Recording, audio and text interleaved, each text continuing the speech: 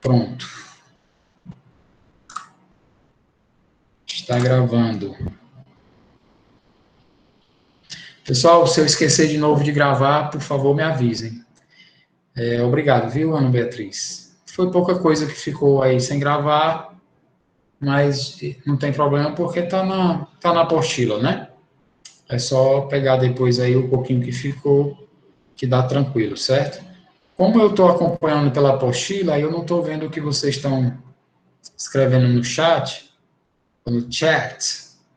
Aí, se alguém, por acaso, escrever e eu não vi, pode me chamar aí pela voz, tá? Que eu vou voltar aqui para a apresentação da apostila para me orientar. Pessoal, então, atividade econômica. O que significa dizer que algo é uma atividade econômica? Significa dizer que é uma atividade com fins lucrativos, certo? É uma atividade que visa obter o lucro, gerar riquezas. Então, quando a gente fala que a atividade empresarial é econômica, é justamente isso que a gente quer dizer, que ela tem um fim de produção, circulação e obtenção de riquezas, produção de riquezas, não é isso? Certo? É isso que o comércio faz, principalmente para o comerciante, né? O empresário do comércio, mas não só para ele, para todo mundo, porque na verdade o pessoal fala muito do empresário, às vezes até denegrindo a imagem, mas nós, se não fosse atividade empresarial, como era que nós estaríamos?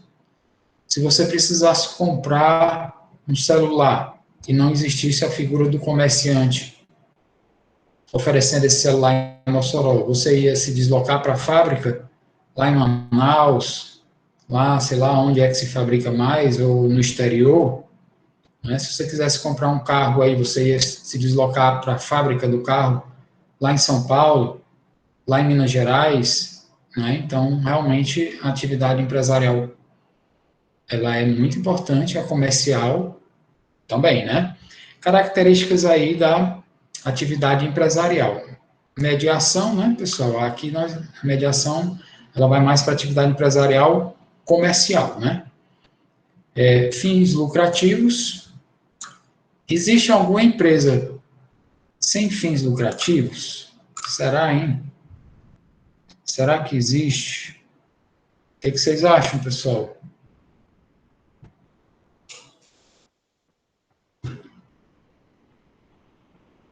Vai lá, força, participa aí, escrevam aí alguma coisa, falem alguma coisa aí. Existe empresa sem fins lucrativos?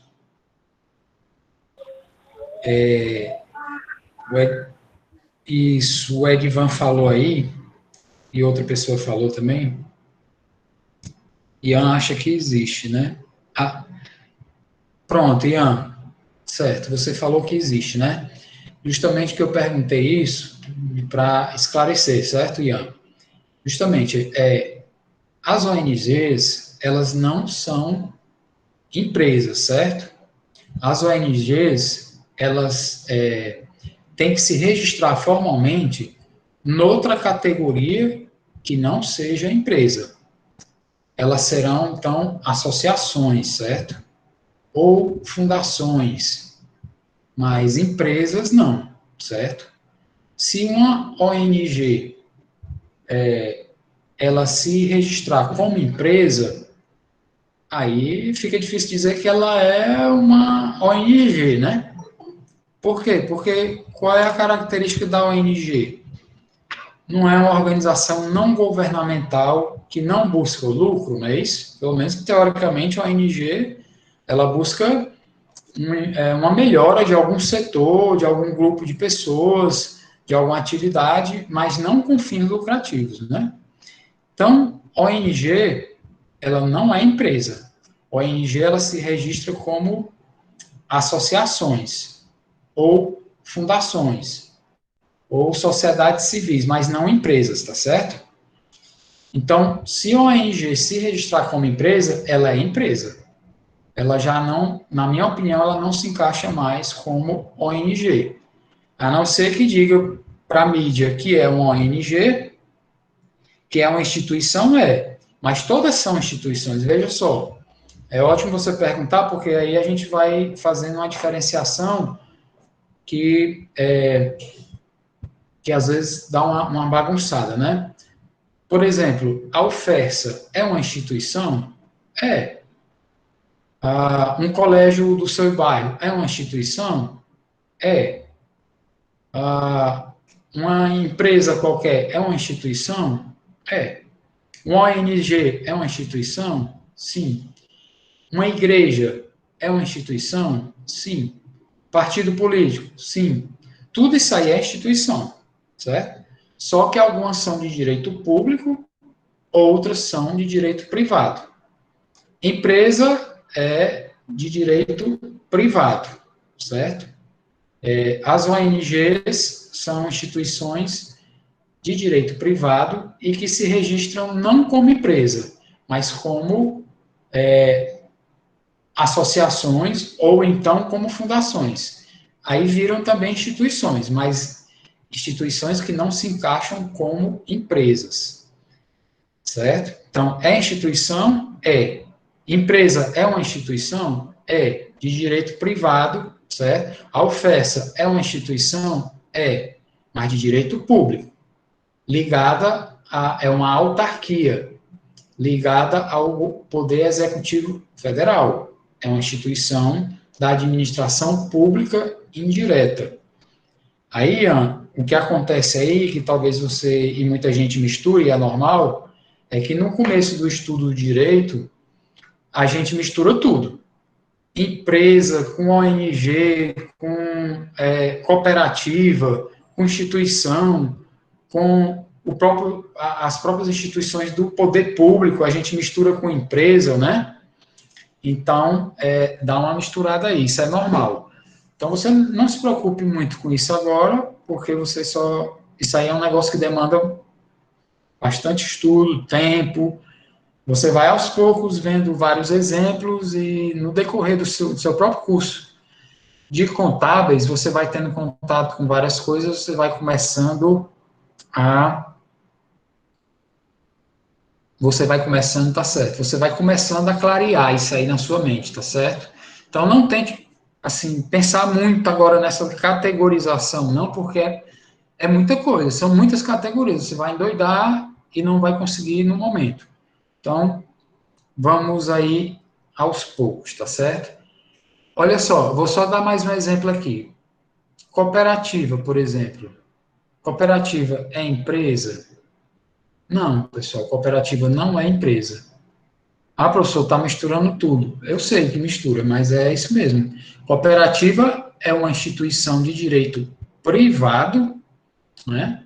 Mas não é empresa. E cooperativa é o quê, professor, se não é empresa? Cooperativa é cooperativa. É uma categoria específica. Empresa é uma coisa, cooperativa é outra, fundação é outra, associação é outra, partido político é outra, entidade religiosa é outra. Algumas aí que eu falei essas aí que eu falei são de direito privado. Professor, onde é que eu vou saber isso aí? Como é que eu vou saber isso aí? Aí, pessoal, isso que eu estou falando está dentro do direito administrativo, tá certo? Para vocês verem como essa separação dos ramos do direito, ela é fictícia, né? Nós estamos falando de direito empresarial e de uma hora para outra entra no meio, mistura com direito administrativo, né? Certo? Mas é um direito administrativo, se algum de vocês aí tem intenção de fazer concurso, aliás, eu não sei se vocês viram aí que um aluno da UFESA, do curso de Direito, passou em quarto lugar no DEPEN. O cara, acho que é o quarto semestre, estou na dúvida. Está aí no começo ou no meio do curso de Direito. O cara passou em quarto lugar no DEPEN. Aí é capacidade, né? Por que eu estou falando isso? Porque se algum de vocês aí tem intenção de fazer concurso, aí vocês vão precisar estudar ramos que caem do direito, que caem em todos os concursos. Quais são eles? Pelo menos aí você vai ter que estudar direito constitucional e direito administrativo. Tem vários outros, né? Mas esses dois aí, não tem concurso público que não tenha, né? Certo? Então vamos para frente aí. Voltando aqui para o direito empresarial. Vou voltar aqui para a apostila. Qualquer dúvida, vocês se inscreverem aí, eu não vi, me chamem pela voz, tá? Fim lucrativo, né, pessoal? Não existe empresa sem fins lucrativos, tá? Não existe, ponto final. Não existe nenhuma empresa. É simplesmente incompatível o exercício de atividade empresarial sem fins lucrativos. É incompatível uma coisa com a outra. Ou você é empresário e quer ganhar dinheiro, ou você não é empresário. Ah, mas eu quero exercer uma atividade e eu não quero lucro. Então você se organiza e se registra como uma associação. Pronto. Você, ou uma entidade religiosa, pronto. Aí você não vai ter lucro, né? O seu fim não vai ser esse, certo? Habitualidade. Por que fala aqui da habitualidade, pessoal? Porque quem exerce atividade empresarial não exerce uma vez por ano, uma vez por semestre, né? Quem exerce atividade empresarial, toda atividade empresarial regular, ela tem que ser registrada. Não existe empresa sem registro. Se a empresa, por menor que seja, a menor que você puder imaginar, se ela não for registrada, ela é irregular. Toda empresa tem que ser registrada, tá certo? Quem é que vai fazer o registro da empresa? Se for o MEI, ele vai fazer por conta própria com auxílio do Sebrae ou de algum contador. Mas se não for, se já for maior do que o MEI, aí adivinha quem é que vai fazer o registro dessas empresas? Adivinha quem é que vai cobrar honorários e vai ganhar já um dinheirinho aí, ou um dinheirão, né? Depende, para registrar. É o advogado? Não. Quem é? Contador. É o contador, certo? Ah, eu não sei fazer nenhum registro de nada. Pois, tudo bem, no primeiro ou no segundo semestre você não sabe mesmo, não. O problema é você finalizar o curso de Ciências Contábeis sem saber fazer uma declaração do imposto de renda, sem saber fazer o registro de uma empresa, uma microempresa, por exemplo, né? Daqui para lá, quem quiser, certamente vai aprender. Quem não quiser, vai se formar sem saber mesmo. E aí vai. Certo? Então, a habitualidade está explicada, né? Não existe atividade empresarial para exercer. Isso eu estou falando na teoria. Pode ser que na prática a pessoa registre uma empresa e não utilize, né? Mas lembre-se que essa nossa disciplina aqui, ela é teórica, tá, pessoal? A gente tenta colocar alguma coisinha prática aí no meio para ficar menos chata, mas ela é teórica, tá? E aí aqui, ó, esse item 4 é aí uma repetição do que nós vimos pouco antes aí. Tem um comparativo aí da teoria dos atos de comércio com a teoria da empresa. Pessoal, vou relembrar para vocês aí as fases do direito comercial. Primeira fase, subjetivista. Corporativista, direito não escrito, direito consuetudinário ou costumeiro. Segunda fase, fase objetivista, teoria da empresa, 1807, Código Comercial Napoleônico, instituiu a teoria dos atos de comércio. Quem era comerciante? Qualquer pessoa que praticasse os atos que a lei listava como atos de comércio.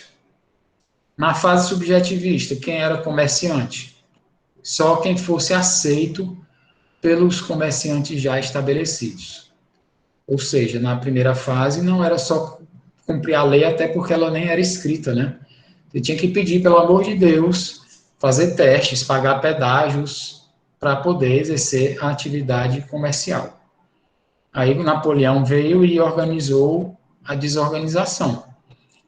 Colocou dentro da lei escrita, as regras. Depois, futuramente, veio a terceira e atual fase, a fase subjetivista moderna, que superou a fase objetivista da teoria dos atos de comércio. A fase subjetivista moderna adotou uma nova teoria. Qual é a nova teoria, que é a atual? Teoria da empresa. Tá? Então, pessoal, são 3 fases, né? Quantas teorias nas 3 fases? Só 2. Qual foi a teoria da primeira fase? Nenhuma. O direito era costumeiro, não tinha teoria nenhuma, nem escrita ele era. Qual foi a teoria da segunda fase? Teoria dos atos de comércio. Qual foi a teoria da terceira fase? Teoria da empresa. Qual foi a teoria da quarta fase? Nenhuma. Não existe a quarta fase. Nós estamos dentro da terceira, certo? Não existe quarta fase do direito empresarial, tá, pessoal? Então, aqui está só escrito tudo o que eu falei sobre a teoria dos atos de comércio, está complementado, está reescrito. Aí vocês vão dar uma lidazinha aí depois. No sábado à noite, né, que vocês vão ficar em casa estudando, ou no domingo às 6 horas da manhã, quando na hora que vocês acordam para estudar, doido para amanhecer logo já para pegar o livro, a apostila. Cara, que vontade de estudar direito empresarial, não me seguro. O dia não amanhece, não, para eu estudar direito empresarial, pelo amor de Deus. Não é assim? Aí, pronto. Eita, aí o pessoal aparece, ó, kkkk para todo lado, né? Israel, Lucas, Lorena, Michele. Ah, meu Deus do céu. Oh, meu Deus, tudo é mais fácil do que Graziella aí, ó. Tudo é mais fácil do que estudar, né, pessoal? Eu sei, eu não condeno vocês, não, viu? Eu tô junto de vocês. Só que eu não sei quem aí vai ou não, mas eu superei aí a dificuldade, galera, porque senão não vai, não, meu irmão. Facebook, Instagram, TikTok, TokTak, isso aí não dá dinheiro, não, pessoal. Isso aí só leva o dinheiro de vocês. Preste atenção no serviço, hein? Vamos lá. Então, isso aí vocês vão estudar nesses horários aí, né? Certo? É só dar uma lida, ok? Não vou ficar lendo para vocês, né? Porque senão fica até chato. Pessoal, as fontes do direito comercial empresarial. De vez em quando eu vou tentar falar alguma besteira aqui, alguma esculhambação, sei lá, para ver se os kkk aparecem de novo aí e vocês acordam para não ficarem babando em cima do teclado do computador e nem do celular. Tem celular que não aguenta umidade, né? Ele queima o display. E tem computador que pode dar também curto aí, certo? Ah, meu Deus. Vamos lá. Pessoal, fonte do direito comercial e empresarial. Vocês sabem, é óbvio, que o direito é uma criação humana, né? Ele veio de algum lugar, ele não é uma criação da natureza. Ele não é descoberto na natureza. Não foi dado por Deus. Tem gente que vai dizer que foi dado por quem? Pelo Satanás, né? Também não, pessoal. Não foi pelo Satanás também não. Nem Deus, nem Satanás. Fomos nós mesmos que criamos isso aí. Certo? Para o desespero das tretas existentes. Exatamente. Quase que eu lia das tetas, ó. Mas é das tretas e das tetas também, né? Exatamente.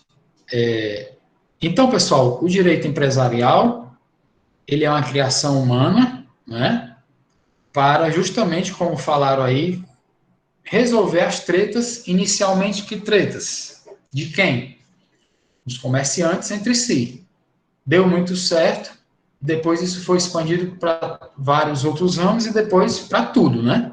O direito tomou conta de tudo, especialmente onde tem dinheiro envolvido, né? Aí quase sempre o direito está, praticamente sempre o dinheiro está lá dentro. Nem que seja só para proibir, né? Mas tá. Ok? Então, conceito de fonte é justamente o manancial, a origem de alguma coisa, né? Os doutrinadores do direito comercial, eles separam essas fontes em 2 tipos. as materiais e as formais. Essa classificação aqui, pessoal, ela varia demais de autor para autor, de ramo do direito para outro ramo do direito. Então, se vocês pegarem, vocês aí no domingo de manhã, quando forem estudar, no sábado à noite, quando vocês estiverem lá na Praça da Convivência com o livro estudando nas mesas, se vocês pegarem lá um autor dizendo um negócio completamente diferente do que está falado aí, não vão me esculhambar. Ah, aquele desgraçado disse não sei o que, está aqui. O contrário, é porque tem mesmo, tá, pessoal? Tem uma variação muito grande disso aí. Uns dizem que uma fonte é material, aí o outro diz que o que é material não é formal, o outro diz que nem é formal nem é material, é híbrido, e aí vai. Tá? O direito é assim mesmo, viu? O direito é desse jeito mesmo. Ele é uma ciência completamente inexata, né? Certo? Mas nessa classificação que eu botei na apostila de vocês aí, diz o quê? Que a fonte material seriam as fontes de produção do direito, os fatos reais do dia a dia. Os acontecimentos da sociedade que levam à criação do direito, certo? E o próprio Estado também seria o principal criador do direito, tá? Então, haveria aí essa mistura aí, que configuraria as fontes materiais, tá? Mas para nós aqui que estamos estudando a teoria, o que é que importa de verdade? São as fontes formais. Isso aqui é o que nos importa mais. As fontes formais são as mais importantes para nós, porque é através delas que o direito se exterioriza. É dentro das fontes formais que o direito fica estabelecido, fica cristalizado dentro das fontes formais, certo? A lei, vocês lembram que a lei é uma formalidade, né? Passa por toda uma formalidade. A lei municipal passa pela Câmara Municipal, a lei estadual pelo Legislativo Estadual, a lei federal, a lei complementar, a lei nacional passa pelo Congresso Nacional. Não é isso? Então, tem uma formalidade de votação, de quórum, de prazos, por isso a lei no sentido amplo. O que é lei em sentido amplo? É a lei mesmo que veio do Poder Legislativo, mas é também o decreto legislativo, a resolução, a instrução normativa, a resolução interna, todos esses diplomas legais que são lei em sentido amplo. E o que é lei em sentido estrito? É o que é só lei mesmo. Tem o nome de lei de verdade. Veio do Poder Legislativo. Aí é a lei mesmo, tá certo? Então, as fontes formais, pessoal, elas ainda são subdivididas em formais primárias e formais secundárias, tá? Eita, na prova, hein? Se existisse prova, né? Não existe mais, já quase 2 anos sem prova, né, pessoal? Aí vocês já vão aquecendo os corinhos aí, porque eu acredito que no próximo semestre a gente vai voltar a ter aula, né? Presencial. Aí, essa molezinha aí do Ctrl+C, Ctrl+V, para quem faz, é lógico que ninguém aqui da turma faz. Eu tenho certeza que vocês jamais fizeram na vida toda e nem farão, né? Estou dizendo assim, se existir em algum lugar do mundo alguém que faça trabalho Ctrl+C e Ctrl+V, na aula presencial, por exemplo, comigo, que dia foi isso, né? Que não foi de dia, não, foi de noite, viu? Em casa mesmo, de noite. Nas aulas presenciais, pessoal, comigo, por exemplo, ixi, Maria, tinha que estudar, ó. Tinha que estudar. Trabalho em grupo, prova em grupo. Não. Mas então aproveitem aí, viu? Próximo semestre nós aquecendo os corinhos para voltar, viu? A gente voltar ao negócio um pouco mais organizado do que isso aqui, né? Pessoal, o que é uma fonte formal primária? A fonte formal primária é aquela que vem em primeiro lugar. Portanto, a mais importante, certo? E o que é uma fonte formal secundária? é a que vem em segundo lugar, portanto, está em segundo plano de importância. Você, obviamente, Vocês não, que essa turma é muito boa, uma turma muito correta, né? Muito correta, tanto nos estudos como moralmente falando, né? Tudo que eu falar aqui, pessoal, que for exemplo ruim, não dá certo com vocês, viu? É sempre coisa assim de Marte, Plutão, nunca é com vocês, não, viu? Mas, por exemplo, aqui, ó, você tem uma namorada primária e uma namorada secundária. Qual é a mais importante? É a primária. Qual é a namorada ou namorado, né? Que você vai sair? Primária. Ou primário, né? Ou primare. É italiano, né? É primare, que é neutro, né? Vai sair com namorade ou namorade, né? Primare, com primário. Se não der certo o primário, você vai sair com quem? Vai ligar para quem? Vai se lembrar de quem? Do secundário, certo? Isso se existisse, na prática isso não existe. Mas no direito existe, pessoal. Direito é fonte primária e fonte secundária. Qual é a mais importante? A primária. A secundária entra quando? Quando a primária não é suficiente, certo? É muito kkk mesmo, pelo amor de Deus. Vocês vão furar essa tecla K do computador de vocês ou do celular, sei lá onde é que estão assistindo. Coitada da tecla.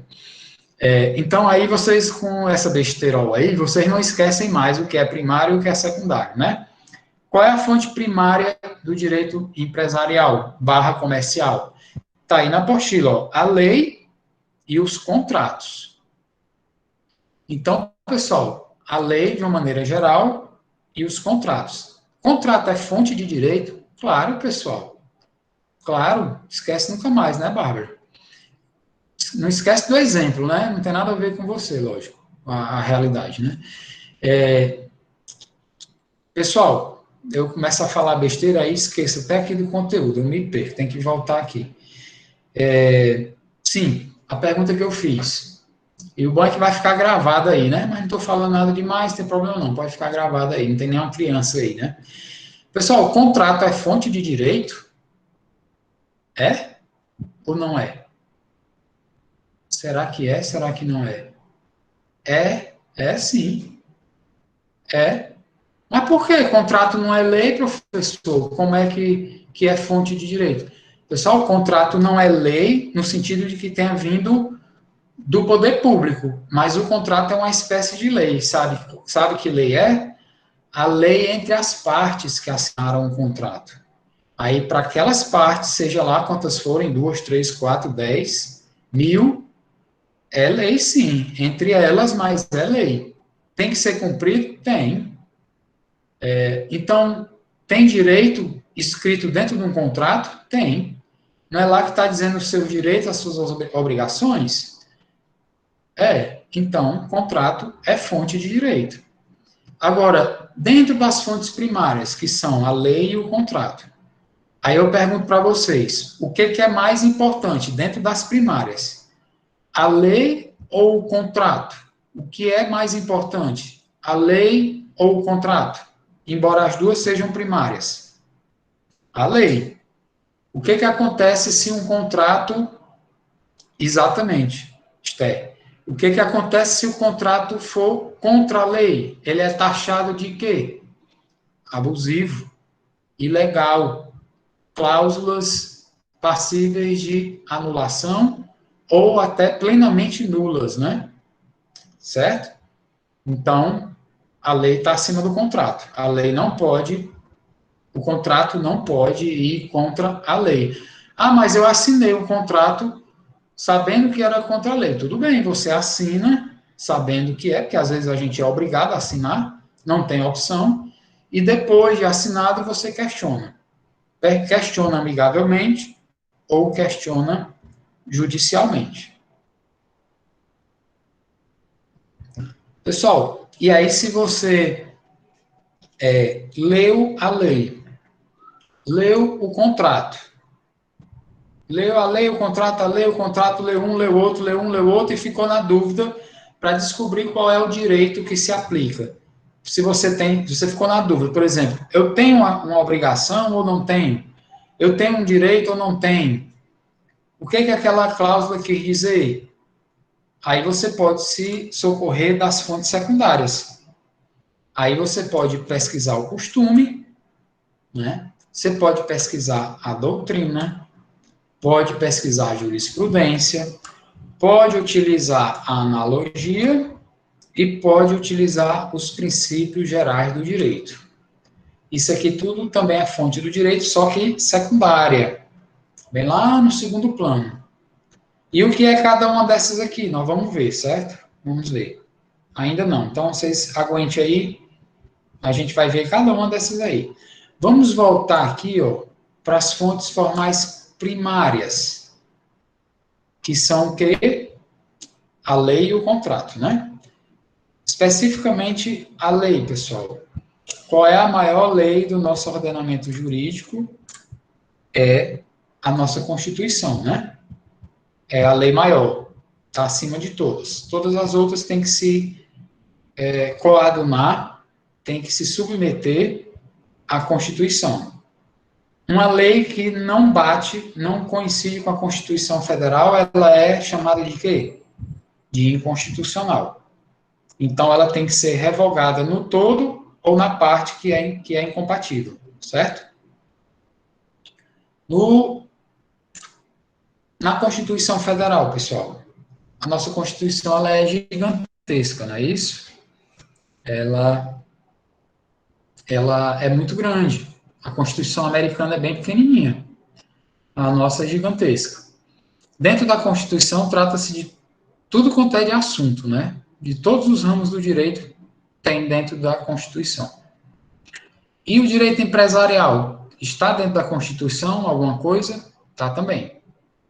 Pessoal, o artigo 170 da Constituição, ele é considerado como o núcleo constitucional do direito empresarial. Como assim, professor? Ah, não, que linguagem difícil é essa? Não dá para falar um negócio mais fácil, não. Pelo amor de Deus, o núcleo jurídico do direito empresarial. O cara fala uma coisa mais simples. Tá, onde é que tem a parte... Qual é a parte da Constituição que trata o direito empresarial? Artigo 170. Tá bom assim? Onde é que tem mais direito empresarial na Constituição? Artigo 170. As regras principais do direito empresarial que eu encontro na Constituição, artigo 170. Certo? É isso aí. O núcleo do direito empresarial está dentro do artigo 170, quando fala da Constituição. Ok? Aí vamos olhar aqui, ó. Coisa linda. Ó. A ordem econômica, atividade empresarial é econômica, né, pessoal? Olha que coisa linda. A ordem econômica, fundada na valorização do trabalho humano e na livre iniciativa, tem por fim assegurar todos a existência digna, conforme os ditames da justiça social. É lindo, né? Falta só existir na prática. E aí vem os incisos, né? Inciso 1, 2, 3 e tal. Aí vai, né? Alguns aqui têm muito a ver com a atividade empresarial e outros têm menos. Soberania nacional. Pessoal, acredito que a soberania de um país está muito ligada à atividade econômica dela, né? Do país. Então, a atividade econômica está voltada à atividade empresarial. Então, eu acredito que uma atividade empresarial se insere nesse sentido aqui dentro. Propriedade privada. Pessoal, os bens de uma empresa, são bens públicos ou são bens privados? Vai lá, se manifestem aí, além dos kkk, escreva aí, o teclado tem as outras teclas aí, bora pessoal. Público ou privado? Os bens de uma empresa são públicos ou privados? A Bárbara disse que são privados. Meu Deus, quando é kkk, aparece um monte de gente, quando é para responder um negócio desse, só a Bárbara que teve coragem.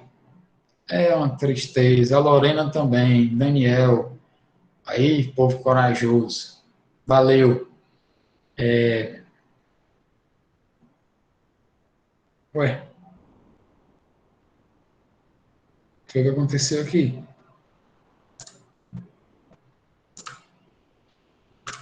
Ah, tá. Tinha ficado escuro aqui minha tela. Pessoal, são bens privados, né? E os bens da empresa pública? São bens públicos ou são bens privados? Ah, professor, agora pegou pesado, né? Pessoal, os bens da empresa pública são bens privados. Os bens da empresa pública, a empresa é pública, porque o capital dela é todo público. Mas os bens são dela, são privados dela, não são do poder público, certo? Então, até os bens da empresa pública são bens de propriedade privada. Então, a propriedade privada é essencial para a atividade empresarial. Não se exerce atividade empresarial com bens públicos, tá certo? Pelo menos aqui no Brasil, não. Nos países capitalistas, não.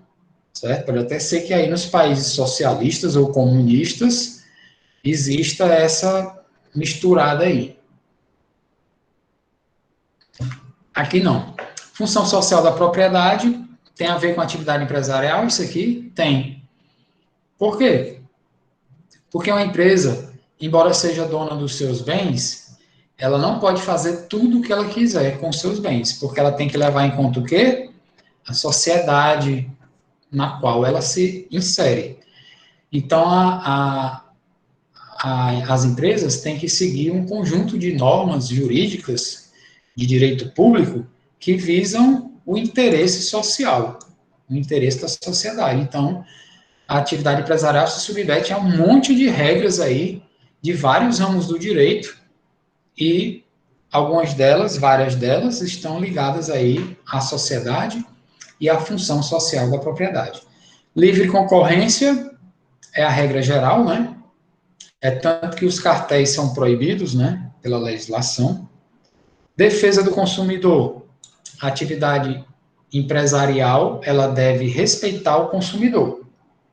Agora, pessoal, o direito empresarial, ele é o direito do consumidor? É a mesma coisa? Direito empresarial é direito do consumidor?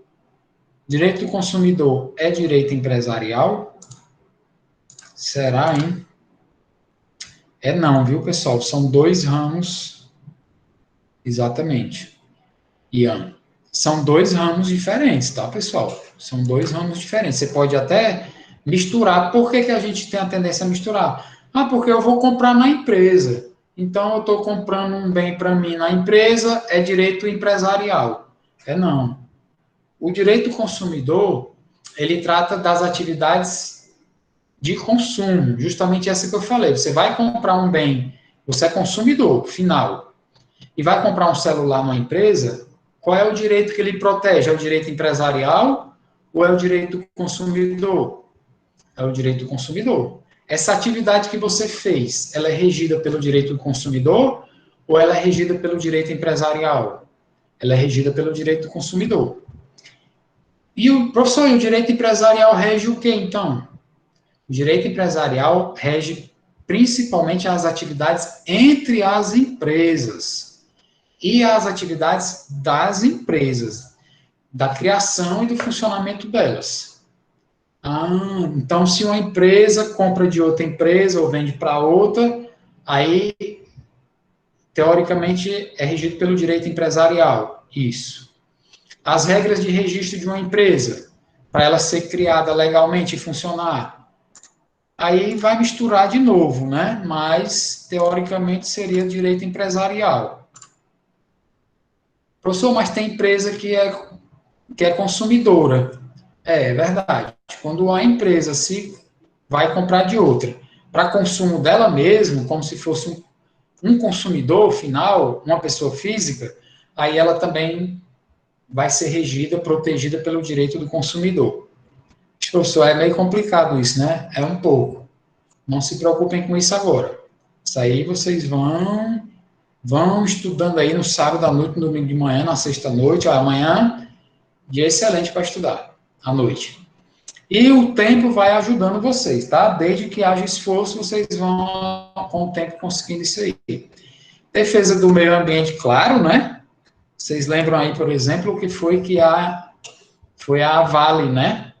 Aquelas barragens de Brumadinho, que a Vale, por crime ambiental, descuidou, as barragens ruíram, destruíram o meio ambiente e mataram, acho que foram centenas, né, de pessoas, ou foram dezenas, eu não lembro, foi muita gente, né? Então, o direito empresarial está diretamente ligado também a regras de meio ambiente. Redução das desigualdades sociais deveria ser, né? Não sei. Emprego está ligado à atividade empresarial, mas o direito que rege as relações de emprego não é o direito empresarial, é o direito do trabalho, certo? Aí aqui, ó, tratamento favorecido, aí esse aqui sim, ó, esse aqui é puro direito empresarial, né? Ligado ao direito empresarial. Tratamento favorecido para as empresas de pequeno porte, constituídas sob as leis brasileiras e que tenham sede e administração no país. Aí aqui é direito ligado diretamente ao direito empresarial. Parágrafo único. É assegurado a todos o livre exercício de qualquer atividade econômica, independente de autorização dos órgãos públicos, salvo quando previsto em lei. Então, ó, isso aqui é importante. Você pode exercer qualquer atividade, mas você tem que cumprir a lei, né? Se a lei proibir, não pode. Se a lei permitir, pode, mas se submetendo aos requisitos que a lei traz. Então, assim, quando ele diz independentemente de autorização, é subentendendo que você vai, que se você se submeter a todos os requisitos da lei, aí não precisa de uma autorização a mais. A própria satisfação dos requisitos legais já funciona como autorização, certo? Aí, pessoal, falamos aqui da Constituição, né? Certo? Mas onde é abaixo da Constituição, qual é a outra lei, diploma legal, que trata do direito empresarial? Código Civil. O direito empresarial está dentro do Código Civil hoje, né? Já falei para vocês que não existe mais o Código Comercial, certo? O Código Comercial só existe na parte vigente, uma pequena parte aí que trata do comércio marítimo. E tem uma quantidade infinita de leis comerciais, tributárias, fiscais e de todo quanto é ramo de direito, várias leis espalhadas, estaduais, federais, municipais, nacionais, de todos os tipos aí. Contrato, nós já falamos também o que é, né? Certo? Já falamos o que é, já explicamos, já localizamos ele dentro desse contexto aí. Pessoal, vimos as fontes formais primárias, que aí vocês vão lembrar aí dos namorados, dos namorados, né? E as fontes formais secundárias são as que entram em ação para esclarecer dúvidas jurídicas, para servir de base para a interpretação da lei e dos contratos, são as fontes formais secundárias, tá? Diz aqui a LINDB, Lei de Introdução ao Direito Brasileiro. Quando a lei for omissa, o juiz decidirá de acordo com a analogia, os costumes e os princípios gerais do direito. Por que eu coloquei isso aqui?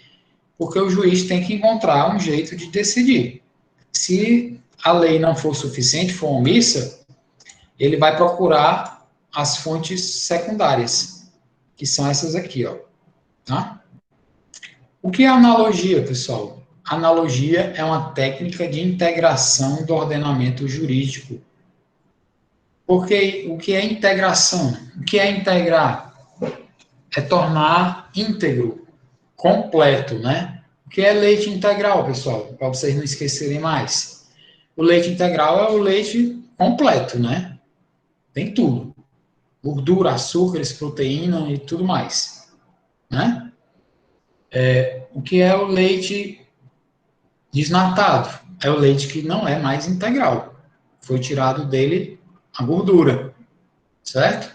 Então, Integração é tornar íntegro, é complementar onde houver alguma lacuna, alguma omissão, algum espaço em branco. Então, a analogia é uma técnica de cobrir os buracos que a lei e a legislação deixar dentro do ordenamento jurídico. Quando existe um caso concreto e não tem uma lei específica para aquele caso, mas tem uma lei que se aplica a um caso parecido, aí você pode, por analogia, ou seja, por similitude, aplicar a lei que era para um caso específico, aplicá-la a um caso semelhante, por analogia, né? Por ser parecido, ok? Então, isso aí é a analogia, que é prevista como fonte secundária. Costume, pessoal. O que é costume? Costume é uma prática que as pessoas têm e que, de tanto ser repetida, reiteradas vezes, seguidas vezes, ela se torna quase que uma lei, né? É como se fosse uma lei. Só que costume não é lei. Costume contra a lei tem validade? Não. Ah, mas a lei proíbe. Ah, mas a gente é acostumado a fazer assim a vida toda. Pessoal, é acostumar. Tem muita coisa que a gente é acostumado a fazer a vida toda, embora a lei diga que não pode, mas a gente faz a vida toda e vai dando certo. Mas se algum dia houver um problema mais sério e alguém reclamar, aí vai e for parar na justiça, vai valer o costume ou vai valer a lei? Vai valer a lei. Ah, mas todo mundo faz e faz a vida toda. Tá certo. Tá certo não, né? Eu sei. Todo mundo sabe, todo mundo faz. Mas se alguém reclamar, vai valer o quê? Costume que todo mundo pratica ou a lei que ninguém pratica? A lei, certo? Costume contra a lei não vale, pessoal, certo? Então, o costume que pode ser usado para forma de interpretação do ordenamento jurídico é o costume que que não seja contra a lei, tá certo? No caso aqui, a lei de registros públicos, ela até diz que é possível que se registre nas juntas comerciais, em livros lá específicos, algum costume da região e fica lá registrado para, caso de necessidade, ele servir como fonte. Eu não sei se na prática isso existe. Princípios gerais do direito. O que são princípios gerais, pessoal? São ordens gerais de amplo espectro, de amplo alcance, não específicas para nada, né? Aí olha aqui o nome que eles colocam, enunciações normativas de cunho genérico, né? A famosa linguagem jurídica que tem gente que gosta e tem gente que não gosta. Então, costumes são valores, enunciações, normas gerais e amplas, que tem um conteúdo muito amplo e não é específico para nada. Por exemplo, aí, ó, princípio da igualdade. É amplo, né, pessoal? Você pode usar esse princípio em qualquer atividade da sua vida, exigindo um tratamento igualitário perante outra pessoa, ou perante uma instituição, ou perante a lei. Princípio da legalidade. A lei precisa ser respeitada, né? E ela está aí para ser cumprida. As pessoas têm que cumprir a lei, tá certo?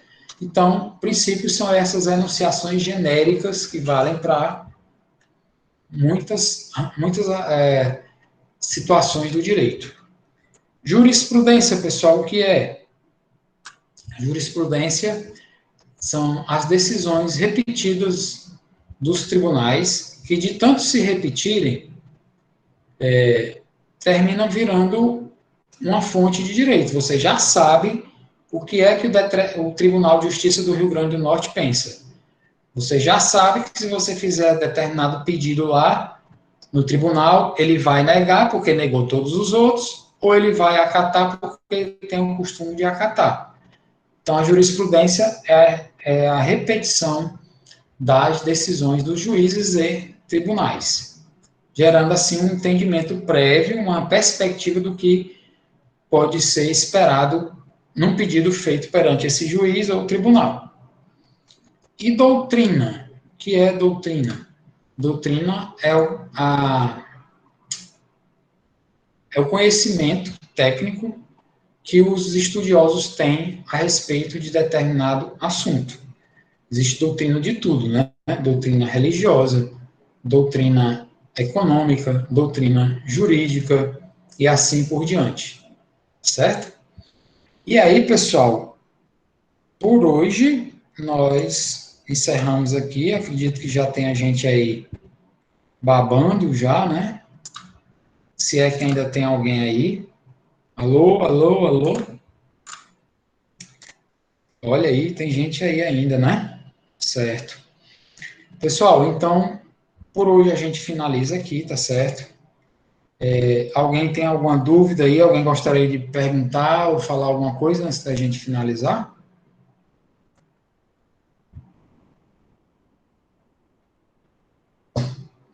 Ok, tudo tranquilo, né? Então, pronto, pessoal. Por hoje a gente encerra aqui. Obrigado pela atenção de vocês.